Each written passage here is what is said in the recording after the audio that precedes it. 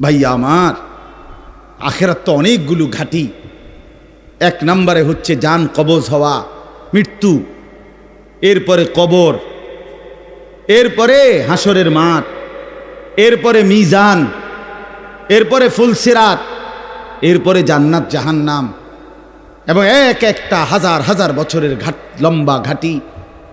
বন্ধু আমার, শুধুমাত্র কসম আল্লাহর, কোন ব্যক্তি যদি বেঈমান, কাফের, মুশরিক, নাফরমান, পাপী জিন্দিগি নিয়া মৃত্যু পর্যন্ত পৌঁছে, খোদার কসম শুধু মৃত্যুর যন্ত্রণা, শুধু জান কবজের যন্ত্রণা, আল্লাহর কসম এটুকুই সহ্য করার ক্ষমতা তার থাকবে না। এই জান কবজের যন্ত্রণার সামনে তার 60 বছরের দুনিয়া যা ভোগ করছিল, মজা করছিল, 1 সেকেন্ডে ভুলে যাবে। ইমানদার, আমি শুধু এই কথাটাই এখন শুনাইতে চাই। এই তর্জমাটা বললে আমার কথা শেষ। এটাই আমার বক্তব্য। ভাইয়া, কবরে লম্বা সময় থাইকা কি কষ্ট পাইবা? বেনামাজি সন্তান, হারাম উপার্জনকারী বাবারা, বেপর্দা মা বোন, সেটা তো লম্বা বিষয়। হাসরের মাঠ কি পরিমাণ লম্বা, মিজানের পাল্লার সময়টা কি পরিমাণ কঠিন হবে, আমল নামাটা যখন বাম হাতে দেয়া হবে তখন কি পরিমাণ চিৎকার করবে। ফুলসিরাত পার হতে 30,000 বছরের রাস্তা, এই অন্ধকারাচ্ছন্ন রাস্তা কিভাবে পার হবে সে তো পরে লম্বা বিষয়। শুধু জান কবজের সময় মৃত্যুর, যেটাকে বলে রুহু কবজ হওয়া, মৃত্যুবরণ করা, এই কষ্টটাও তো সহ্য হইবে না। এই কষ্টটা তো সহ্য হবে। কোরআনুল কারীমের মধ্যে 4 জায়গায় আল্লাহ তাআলা মোট মৃত্যুর যন্ত্রণার কথা বলছেন। 1 নম্বর, ওয়াজাআত সাকরাতুল মাউতি বিল হক যালিকা মা কুনতা মিনহু তাহিদ। রব্বুল আলামিন বলেন, বান্দা শুনে নাও, সত্য সত্যই মৃত্যুর যন্ত্রণা আসবে। সাকরাতুল মাউত বলে এটাকে। মৃত্যুর যন্ত্রণা মানে এই জান কবজের সময়, রুহু কবজের সময়ের যন্ত্রণা, মৃত্যুর সময়ের যন্ত্রণা। কোরআনুল কারীমের মধ্যে আল্লাহ বলেন, ওয়ালাউ তারা ইযিয যালিমুনা ফি গামারাতিল মাউত।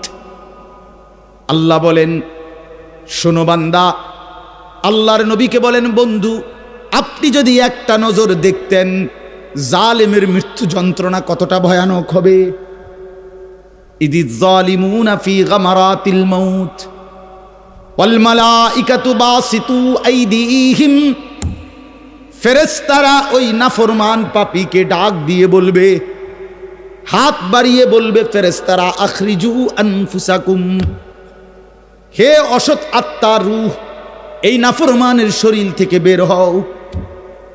বের হতে চাইবে না, সারা দেহের মধ্যে নাফরমানের রূহ দৌড়াবে। মালাকুল মউত আজরাইল একটা টান দিয়ে যখন রূহটাকে ছিঁড়ে বের করবে, কলিজা থেকে বের করবে, একটা টানে কণ্ঠনালীর কাছে চলে আসবে। আল্লাহ বলেন, ফালাউলা ইদা বালাগাতিল হুলকুম, কণ্ঠনালীর কাছে যখন রূহটা চলে আসবে, নাফরমান তোর ক্ষমতা থাকলে এবার বাধা দাও না,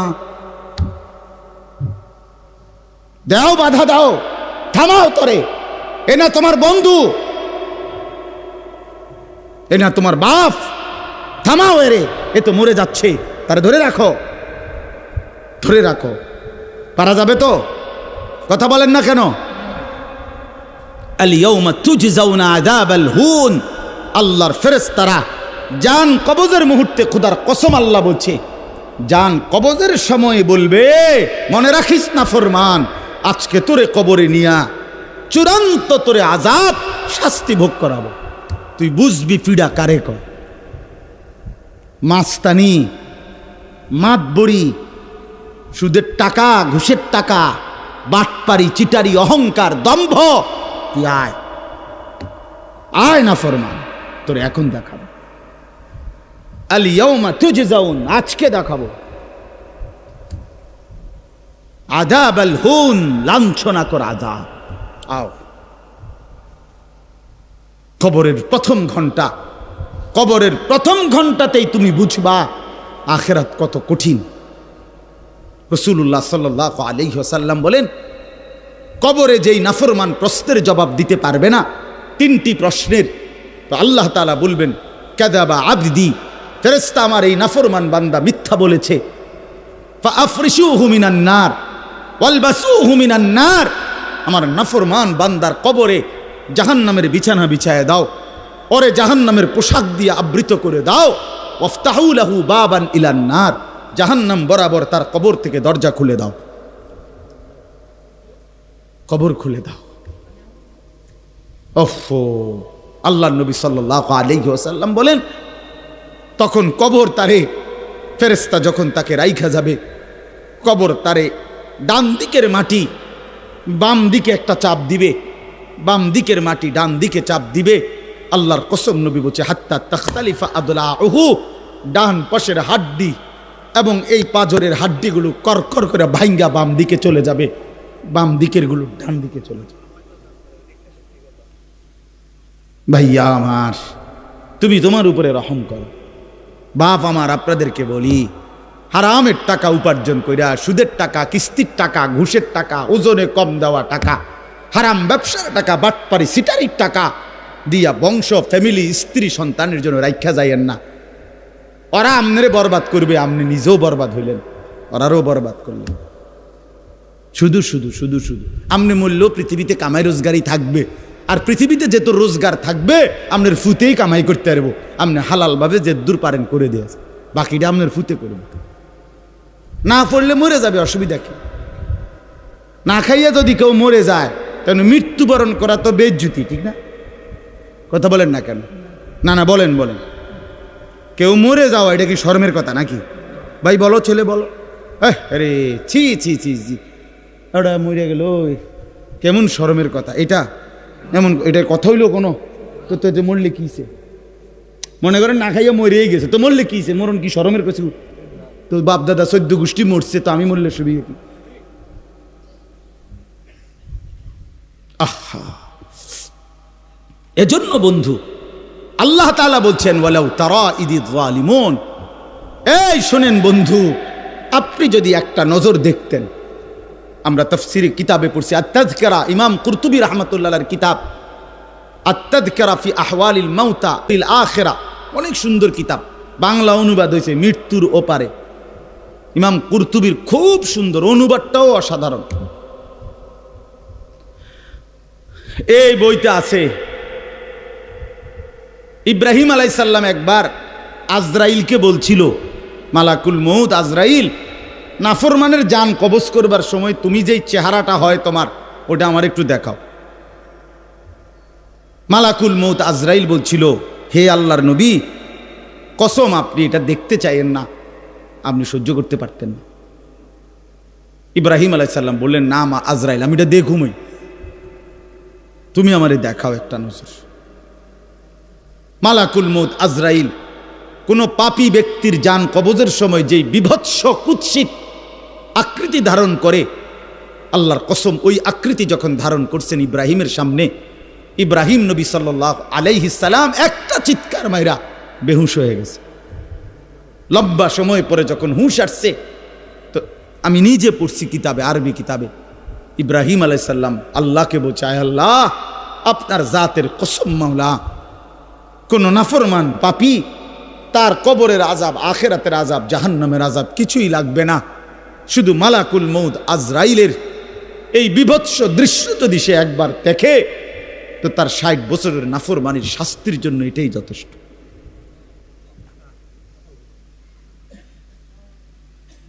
হ্যাঁ, আখরিজু আনফুসাকুম,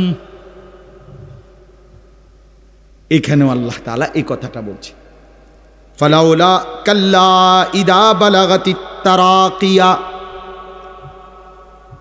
আল্লাহ তাআলা বলেন, কখনোই না বান্দা, অর্থাৎ কোনোভাবেই থামাইতে পারবে না, ইদা বালাগাতিত তারাকিয়া, প্রাণ যখন, রূহ যখন কলিজা থেকে ছিঁড়ে ফেরেশতা মালাকুল মউত টান মারবে, যখন কণ্ঠনালীতে পৌঁছে যাবে, তখন আর কোনো নাফরমান, কোনো তওবা, কোনো ইস্তিগফার, কোনো চিৎকার, কোনো ঝাড়, কোনো ফুক, কোনো ডাক্তার, কোনো কবিরাজ, কোনো বৈদ্য, কোনো কিছু দিয়েই আর নিজেকে ফেরাইতে পারবে না। ইদা বালাগাতিত তারাকিয়া, যখন কণ্ঠনালীর মধ্যে ফেরেশতা টান দিয়ে বের করে ফেলবে রূহ, কলিজা থেকে কলব থেকে রূহকে টেনে ধরবে, যখন কণ্ঠনালীতে চলে আসবে, ওয়াকিলা মান রাক, আশপাশের সকলেই তখন বলবে এই ব্যক্তি যে ছটফট করতেছে তারে এখন কোন কবিরাজ দিয়া ঝাড়াবে। সবাই ডাক্তার, কবিরাজ, বৈদ্য, ওঝা খুঁজবে, দেখো না কার কে পরিচিত আছে, ডাকো, আরে বাঁচাইবার চেষ্টা করো। ওয়ান্না আন্নাহুল ফিরাক, আল্লাহ বলে কিন্তু ওই ব্যক্তি ঠিকই বুঝে ফেলেছে আজকে তাকে নিশ্চিত এই পৃথিবী থেকে বিচ্ছিন্ন হতে হবে। আত্মীয় স্বজন তারা যদিও ডাক্তার কবিরাজের জন্য চিল্লাচিল্লি করছে, কিন্তু লোকটা নিজেই বুঝে ফেলবে আন্নাহুল ফিরাক, তাকে এখন এই দুনিয়ার মায়া থেকে বিচ্ছিন্ন হইতেই হবে।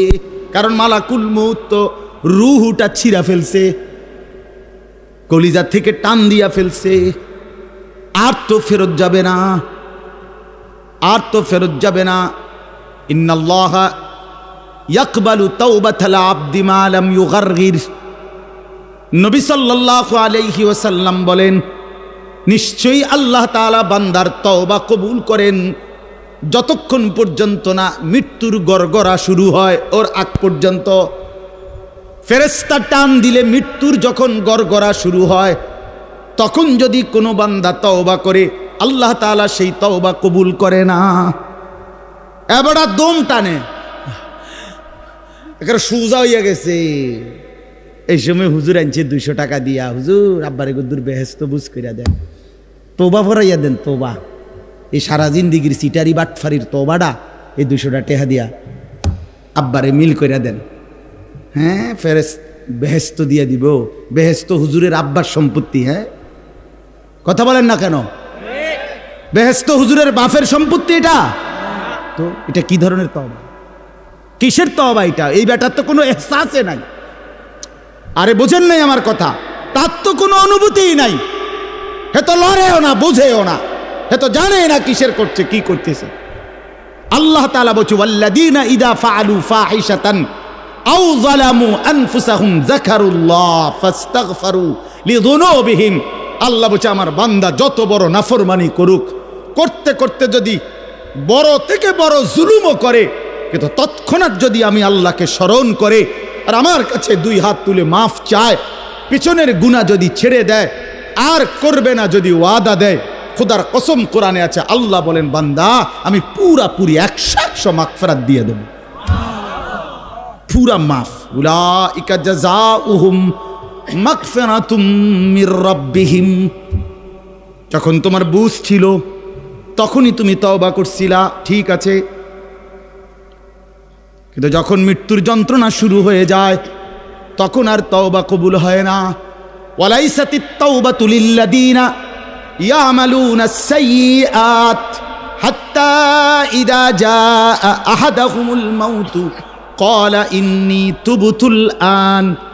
এই যে কোরআন শরীফের আয়াত, আল্লাহ বলেন ওই ব্যক্তির তওবা তওবা নয়, পুরা জিন্দেগি নাফরমানি করেছিল, অতঃপর যখন মৃত্যুর সময় আসলো আজরাইল উপস্থিত হলো, এখন বলতেছে আমি আল্লাহ এখন তওবা করলাম। আল্লাহ বলে না বান্দা এমন তওবা হবে না। তাইলে তওবা করবেন কখন? এখন। কখন বাবা? এখন। এখন আজ দিমাগ আছে যখন, আকল আছে যখন, বুঝ আছে যখন। আল্লাহ আমাদেরকে বুঝার তৌফিক দান করেন। ওয়ালতাফাতিস সাকু বিসাক, আল্লাহ বলেন নাফরমান তখন ভয়ে আর আতঙ্কে মালাকুল মউতটাকে টেনে বের করছে। আজরাইল এসে সামনে দাঁড়ানোর সাথে সাথে নাফরমান এই পরিমাণ ভয় পেয়ে গেছে। ওয়ালতাফাতিস সাকু বিসাক, 2টা পায়ের গোসা, মানে পায়ের গোসা বোঝেন না, গোড়ালি নিচের অংশ আর কি, জুতা পরি আমরা যেটা, এই গোসা আল্লাহ বলেন এক গোসার সাথে আরেক গোসা, মানে 2 পাও এইভাবে মিল্লা গেছে, এটা যে একটু নড়াবে একটু একটার উপর একটা উঠাবে অথবা কদ্দুস সরাবে, ভয়ে আতঙ্কে আল্লাহ বলেন নাফরমান, এটাও ভুলে যাও। পাউটা নাড়াবার ক্ষমতাও হবে না। ইলা রাব্বিকা ইয়াউমা ইদিনিল মাসাক। আল্লাহ তাআলা বলেন এই অবস্থাতেই আমি আল্লাহর কাছে ফিরতে হবে, ফিরতে হবে। মৃত্যুর ভীষণ বড় যন্ত্রণা হবে। অর্থাৎ এখানে ফেরেশতা প্রথম তো টান দিবে, ফুলের মতো ছিঁড়া ফেলবে। ফুল যেভাবে গাছ থেকে ছিঁড়ে ফেলে, কলিজা থেকে রুহ তো ছিঁড়ে ফেলবে, কণ্ঠনালীর কাছে আটকায়া যাবে। তখন সে বারবার চেষ্টা করবে নিজের রুহ ফেরত নিতে, কিন্তু ফেরত নিতে পারবে না। আল্লাহ তাআলা বলেন মৃত্যুর মারাত্মক সাকরাতুল মউত তখন শুরু হবে, ভীষণ যন্ত্রণায় শরীর পাওটাও নাড়াইতে পারবে না। এই অবস্থাতেই, এই জোরাজুরি টানাটানি অবস্থার মধ্যেই তাকে আল্লাহর কাছে ফিরতে হবে। এবার আল্লাহ শেষ কথা বলে, এবার শুনো বান্দা, এই নাফরমানের মৃত্যু যন্ত্রণা এতটা ভয়ানক কেন হলো এই লোকটার? আল্লাহ তাআলা বলেন ফালা, ওই ভাই ছেলেরা শোনো, ভাই আবার শোনো, যা এই ধমকাইছি, খোদার কসম দুশ্মনী নিয়ে ধমকাই নাই, তোমার সাথে কোনো বিদ্বেষ নিয়ে ধমকাই নাই, কলিজা ভরা এটুকু ফিকির নিয়েই বলি যে এক ছেলে বদলে যাক, একটা নওজোয়ান বদলে যাক, সারা দিনের চিৎকার চেঁচামেচির দ্বারা, এই দিবানিশির এই বলার দ্বারা যদি একটি বাচ্চাও, একটা ছেলেও, একটা কিশোর, একটা যুবক, একটা তরুণ, একটি মুসলমানের মা মেয়ে যদি বদলায়, হতে পারে ওই একজনের উসিলায় আল্লাহ আমাদেরকে মাফ করে দেবে।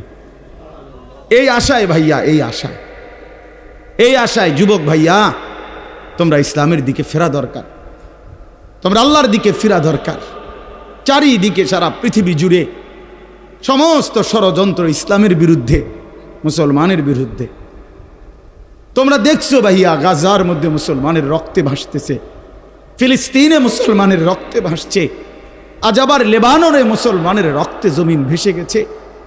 এত রক্ত প্রতিদিন মুসলমানের ঝরছে, এরপরও কেমনে নামাজ না পইরা থাকো, এরপরও কেমনে দুশ্মনের মতো চলাফেরা করো, কার মতো চুল সাজাইলা, কার মতো জামা পরলা, কার মতো নিজেকে পরিচয় দিলা, যেই বেঈমানদের সাথে তোমার চুল, জামা, শরীর, প্যান্ট, কথাবার্তা মিলাইছো, খোদার কসম ওরা তো প্রতিদিন মুসলমানের রক্তে জমিন ভাসায় দিচ্ছে,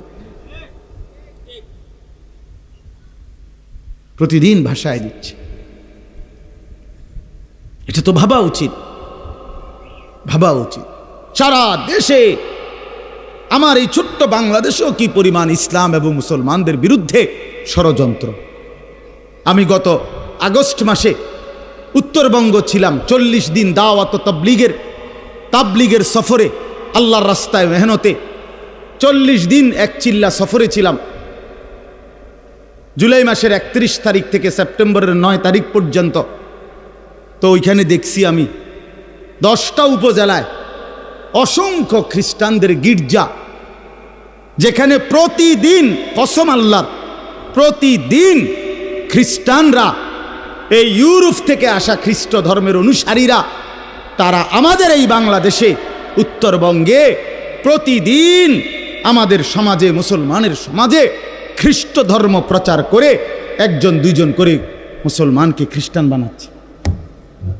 আমি নিজ চোখে দেখছি, কমপক্ষে 50টা গির্জা দেখছি একটি জেলার মধ্যে।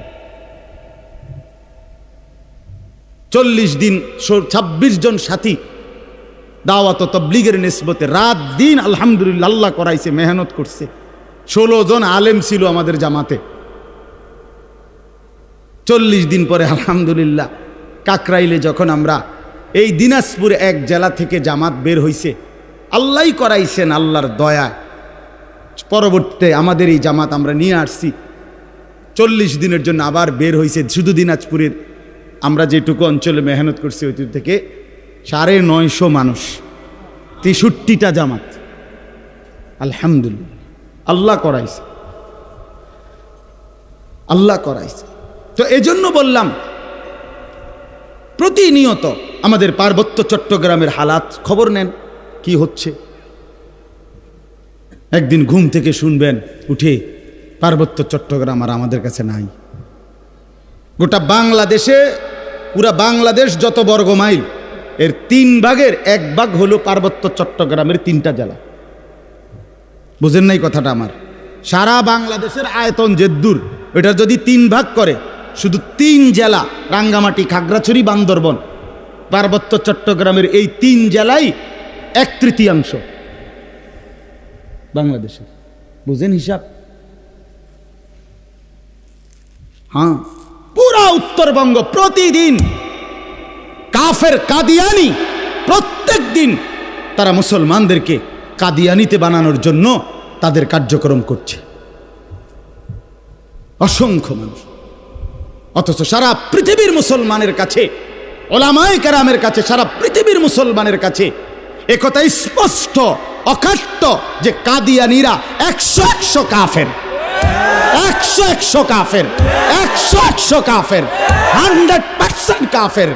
কাদিয়ানি একটি ভিন্ন ধর্ম, ইসলাম একটি ভিন্ন ধর্ম। ইসলাম এবং কাদিয়ানিয়াত এক ধর্ম হইতে পারে না, এক ধর্ম হইতে পারে। প্রকাশ্য কাফের, প্রকাশ্য কাফের। জানো না মিয়া, এই বেঈমানরা নিজেদেরকে আহমদিয়া মুসলিম বলে। কিসের আহমদিয়া মুসলিম? তুই বেটা, মুসলমান তো মুসলমান। কোরআনে আল্লাহ বলছেন হুয়া সাম্মাকুমুল মুসলিমিন। আল্লাহ তাআলা বলছে তোমাদের নাম তোমাদের পিতা ইব্রাহিম রেখেছেন মুসলমান। আবার আহমদিয়া মুসলমান কিতা? আলগা শব্দ লাগালে কেন? মুসলমান তো মুসলমানই, এটার লগে আবার আলগা টাইটেল লাগানোর কি দরকার আছে? সাদা মুসলমান, কালা মুসলমান, হ্যাঁ চিটেঙ্গা মুসলমান, এটা কিতা? এটা কোনো দরকার আসেনি? আপনি বলেন না, মুসলমান তো মুসলমান। ওয়ামান আহসানু কাওলাম মিম্মান দা ইলাল্লাহ ওয়া আমিলা সালিহান ওয়া ক্বালা ইন্নানি মিনাল মুসলিমিন। এই যে আল্লাহ বলছে সর্বোত্তম মানুষ, সর্বশ্রেষ্ঠ মানুষ হলো 3 ব্যক্তি। 1 নম্বরে যে মানুষকে আল্লাহর দিকে ডাকে, 2 নম্বরে যে যাবতীয় নেক আমল করে, 3 নম্বরে সর্বদাই যে নিজেকে মুসলমান পরিচয় দেয়। কি পরিচয় দেয়? আমি মুসলমান, নাকি আমি ঢাকাইয়া মুসলমান, আমি মুসলমান, খাস খালাস। আল্লাহ আমাদেরকে মাফ করে দেন। আমার ভাই, আমার ছেলেরা, আমার নওজোয়ানরা ফেরা দরকার। ইসলামের জন্য জান বাজি না রাখলে, আল্লাহর দ্বীনের জন্য আমরা ফিকির না করলে, নিজের ঈমান, নিজের ইসলাম, নিজের আমল, নিজের আখলাক সুন্দর না করলে ভাইয়া পারতা না। স্লোগান দেওয়া আর জীবন দেওয়া এক কথা না। স্লোগান দেওয়া সহজ ভাইয়া, তো দুশ্মনের মোকাবেলায় দাঁড়ানো কঠিন, কঠিন। এই জন্য ভাই, নিজের কলিজার ভিতরে যদি ঈমান না থাকে, আখিরাতের ফিকির না থাকে, কপালে যদি সেজদা না থাকে, তুমি কাফেরের মোকাবেলায় দাঁড়াইতে পারতা না, মাহাদির পক্ষে থাকতে পারতা না, দাজ্জালের বিরুদ্ধে লড়তে পারতা না। আল্লাহ আমাদের প্রত্যেকটা যুবককে মাহাদির সৈনিক বানিয়ে দেন। শেষ কথা হলো, এটাই বলতেছিলাম, কেন মৃত্যু যন্ত্রণা হবে, জান কবজের কষ্ট হবে কার? আল্লাহ বলেন কেন? এই ফালা সাদ্দাকা ওয়ালা সাল্লা।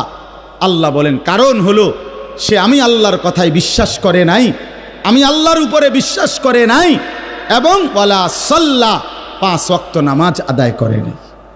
এজন্য ভাইয়া, যার ঈমান নাই তার মৃত্যু যন্ত্রণা হবে, যার নামাজ নাই আল্লাহ বলছে সে ভীষণ কষ্ট পাবে মৃত্যুর সময়। আর বাকিটা তো আছে, ওয়ালাকিন কাযযাবা ওয়া তাওয়াল্লা, বরং সে আমি আল্লাহর উপরে মিথ্যা আরোপ করেছে, ঈমান আনে নাই। ওয়া তাওয়াল্লা, আমার প্রতিটা হুকুম থেকে মুখ ফিরাইয়া নিছে। আল্লাহ বলেন সুম্মা যাহাবা ইলা আহলিহি ইয়াতামাত্তা, আমার নাফরমানি করছে, আমার বিরুদ্ধাচরণ করছে, আমার হুকুমের উল্টা করছে, অথচ এর পরেও স্ত্রী সন্তান পরিবারের মাঝে গর্ব কইরা, অহংকার কইরা, আনন্দ ফুর্তিতে জিন্দিগি কাটাইছে। সিটারি, বাটপারি, অন্যায়, দুর্নীতি, অনিয়ম, নামাজ নাই, বন্দিগি নাই, হালাল হারামের পার্থক্য নাই, এরপরেও গড় সংসার বউ বাচ্চার মধ্যে এভাবে চলছে, মনে হয় যেন কোনো টেনশনই নাই। আল্লাহ বলেন এই অহংকারী, এই গাদ্দারির কারণে মালাকুল মউত আজরাইল যখন রুহু কবজ করবে তখন কলিজা থেকে রুহুটা ছিঁড়া ভিড়া এরপরে কবজ করবে। আল্লাহ আমাদেরকে মাফ করে দেন।